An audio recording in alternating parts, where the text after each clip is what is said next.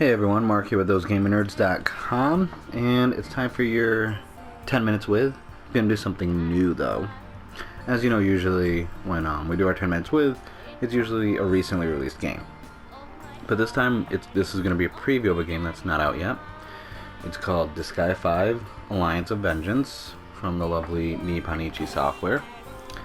And since the game's not out yet, I'm going to do a preview of it, so I'm going to try my hardest to not show you any spoilers. I'm going to stay away from any story triggering areas, and I'm just going to show you some of the basics of the games, let you guys see the gameplay and whatnot. So let's see, first off I'm going to show you guys the characters you can make.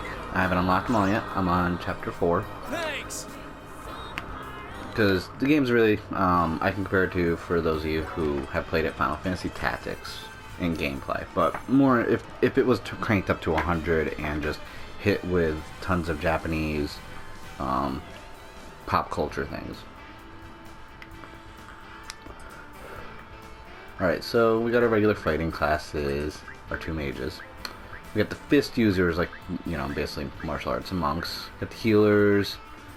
We got a thief, a maid. Maid is a really cool class because actually a maid is just an archer, but at least that's what I use mine as. But really, she can use any weapon types. It's kind of like a jack of all trades, but they all start with low ratings. Because if you look in the top right corner, you can see the weapon mastery. So like an archer's already with an A. So the maid has an all-around everything at low, anyways. And then we get the monster classes. I don't really make monster classes until I start unlocking like the dragons, and like the really hard one was in 3 and 4, I believe, were like an angel type beast. And those of you familiar with the franchise, the cheat menu is back that you can unlock. So I can adjust all the settings. Like right now I have mine set so I can get more money because I'm trying to buy certain armor and weapons that are insane. I can adjust the enemy strength, so if I put it at 16, any map I go to plus 16 to their level. It's a good way to power level if you have really high leveled class characters and you want to make someone who's, you know, low level, add it up to your level, and then just have them make a hit or two and try not to let them die, and it'll be fine. And the last one is fun stuff like squeaky sandals. Everyone is bomb. I don't. No, just don't do that. It's not good. And let's see. Let's go over here. Let's go show you guys how battle works. Where would you like to go, it's fun.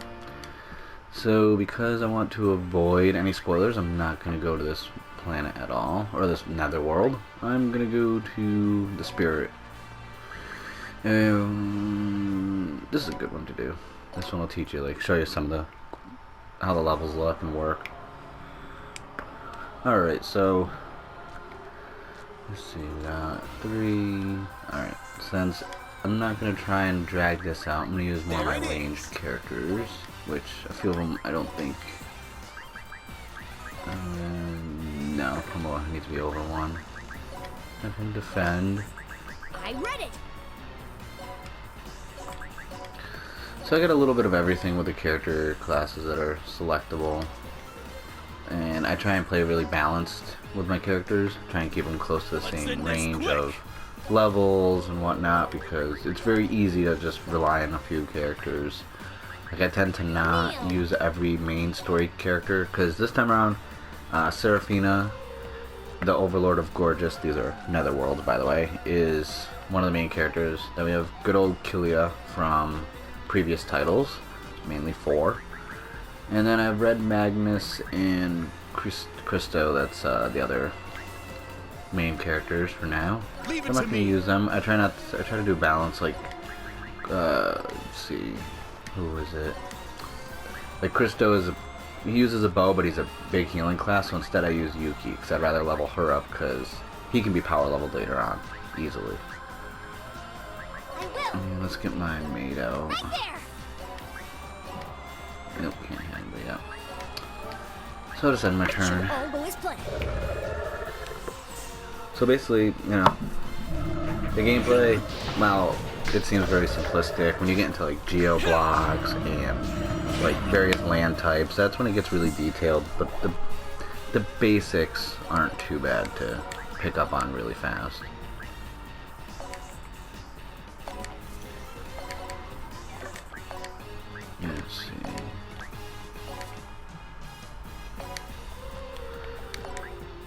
So yeah, I mean, basically depending on your different stats, you can move, you can walk around faster, or if you're just doing ranged. Honestly, the best way with range is just get a really good weapon, and that's about it. And stay out of the way. I think with, I don't know, I still have the other ones all the way at the end.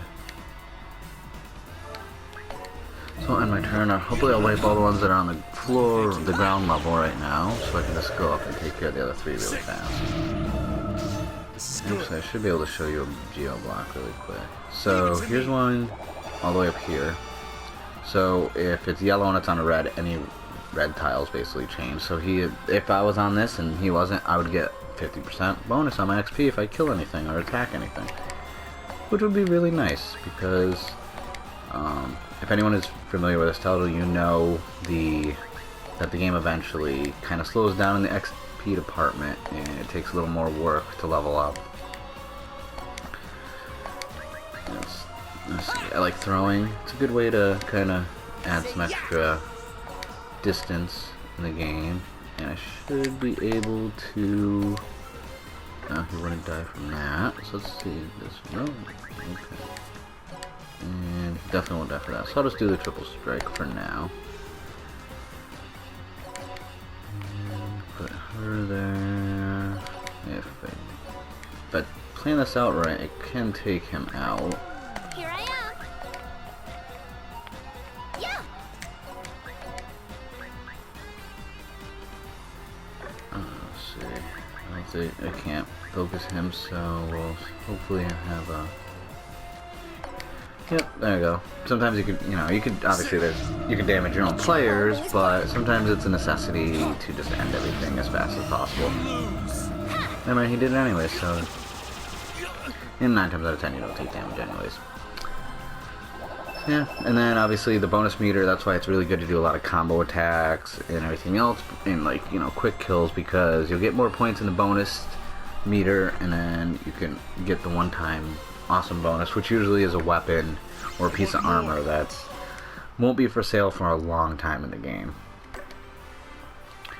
So that's that. Let's see here. I can show you one of the newer features, because I didn't play all the other mini game style things in Disgaea 4, so I don't know if this research facility is new, but basically you make a team and you pick another world to go to. These are the main 4 you get in the beginning, but as you play the game and you're researching, you might find another one. So like I already 100%ed that, so now let's see. You can read a progress report. And mainly it's just attacks and finding some weapons, and that's about it. Let's see. And then back again also is the always lovely shops and quests to do. And of course the printies.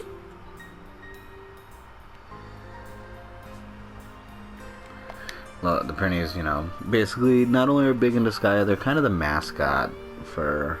A printy is the mascot basically for Nipponichi software. Or NS America, I should say. And this is really it. You get to, walk around, talk to printies. I don't think I took any damage, but you can actually heal yourself after every...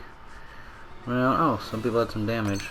And then the best part is, as you get healed for certain amounts, you can unlock, basically collect like items like presents and prizes. And the best is later on in the game when you just kill your own characters, so you can get these, because usually the revive ones always have the best stuff towards the end. That's really it for Disgaea 5. Sooner to the release of it, I'll be able to actually record some videos where you get to see some cutscenes and this and that, because I really don't want to spoil it in the video.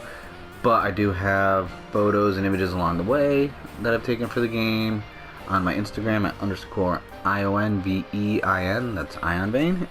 Thank you for watching, and don't forget to like, comment, and subscribe. I got some more videos coming up this week with Metal Gear Solid 5, Disney Infinity 3.0. There's a lot of stuff that's going to be going up this week, because this Saturday we're going to be at the Boston Festival of Indie Games, so trying to get a lot of content up, and also we're going to have a lot of good videos from the showroom floor. So you definitely want to subscribe if you want to see those. Once again, thanks for watching. I'm Mark, and this has been 10 Minutes with Disgaea 5, Alliance of Vengeance.